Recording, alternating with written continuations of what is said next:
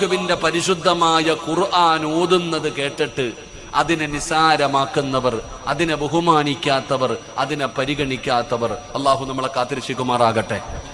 സ്വർഗത്തിൽ പോകുന്ന ഒരു എളുപ്പവഴി പറഞ്ഞു തരട്ടെ. സഹാബത്ത് ചോദിച്ചു, എന്താ നബിയെ? സ്വർഗത്തിലേക്ക് പെട്ടെന്ന് പോകാൻ പറ്റുന്ന വഴി. ജനങ്ങൾ നടന്നു പോകുന്ന റോഡിൽ ഒരു കല്ല് കിടക്കുന്നു, ഒരു കുപ്പി കിടക്കുന്നു, ഒരു കമ്പ് കിടക്കുന്നു. ആ കല്ലെടുത്ത് നീ മാറ്റിയാൽ നിനക്ക് സ്വർഗത്തിലേക്കുള്ള വഴി എളുപ്പമാകുമെന്ന് നബി മുഹമ്മദ് മുസ്തഫ സല്ലല്ലാഹു. നരകത്തിൽ പെട്ടെന്ന് പോകുന്ന ഒരു വഴി പറഞ്ഞു തരട്ടെ.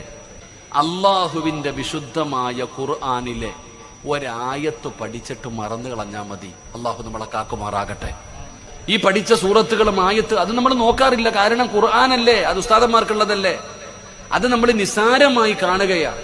ഇവിടെ ഖുർആൻ ഓതുന്ന സമയം എത്ര ബഹുമാനിക്കണം. കിബിലിയുടെ നേരെ ഇരുന്ന് വേണം ഓതാൻ. ഖുർആൻ ഓതുമ്പോൾ ഒതുവെടുത്തിട്ട് വേണം ഓതാൻ. ഖുർആൻ ഓതുന്നതിന്റെ ഇടയിൽ സംസാരിക്കാൻ പാടില്ല. അത്രത്തോളം ബഹുമാനിക്കണം ഖുർആനിനെ. നമ്മുടെ വീടിന്റെ അകത്തിരിക്കുന്ന ഖുർആൻ അല്ലാഹു സുബ്ഹാനഹു വ തആല ഒരു മലയുടെ മുകളിലാണ് ഇറക്കിയിരുന്നതെങ്കിൽ പേടിച്ചിട്ട് ആ പർവ്വതങ്ങൾ പോലും പൊടിഞ്ഞു പോകുമായിരുന്നു. നമ്മുടെ വീടിന്റെ അലമാരിയുടെ മുകളിൽ ഇങ്ങനെ പൊടിയടിച്ച് കിടക്കുന്നുണ്ട് ഖുർആൻ. നമ്മുടെ വീട്ടിൽ ആരെങ്കിലും മരിക്കുന്ന സമയത്ത് എടുക്കാനുള്ള ഒരു ഗ്രന്ഥമായി ഖുർആൻ മാറി. അള്ളാഹു നമുക്ക് ഈമാൻ നൽകി അനുഗ്രഹിക്കുമാറാകട്ടെ.